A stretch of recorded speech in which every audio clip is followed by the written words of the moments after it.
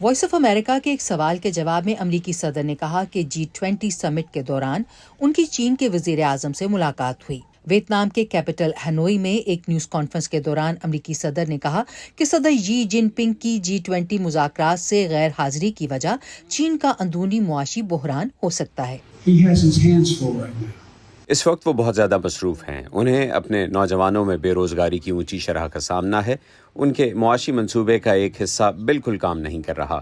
مجھے اس کی خوشی نہیں، لیکن وہ کام نہیں کر رہا، تو میرے خیال سے شاید وہ اسے حل کرنے کی کوشش میں ہیں۔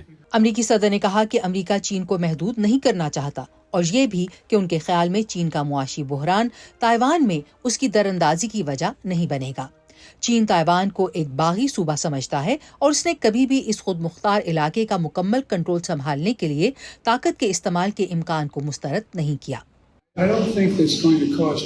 میرا نہیں خیال کہ اس کی وجہ سے چین تائیوان میں دراندازی کرے گا۔ حقیقتاً بات اس سے الٹ ہے۔ چین کے پاس شاید اب وہ صلاحیت نہیں جو پہلے تھی، لیکن جیسے کہ میں نے کہا، ہم چین کو نقصان پہنچانے کی کوشش نہیں کر رہے۔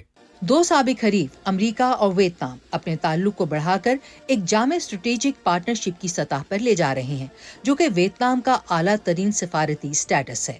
امریکہ اور ویتنام کے مابین انسانی حقوق کے معاملات پر ابھی بھی اختلافات ہیں، لیکن تجزیہ کاروں کی رائے میں چین کے ساؤتھ چائنا سی کے متنازع علاقے میں ملکیت کے دعوے امریکہ اور ویتنام کو قریب لا رہے ہیں۔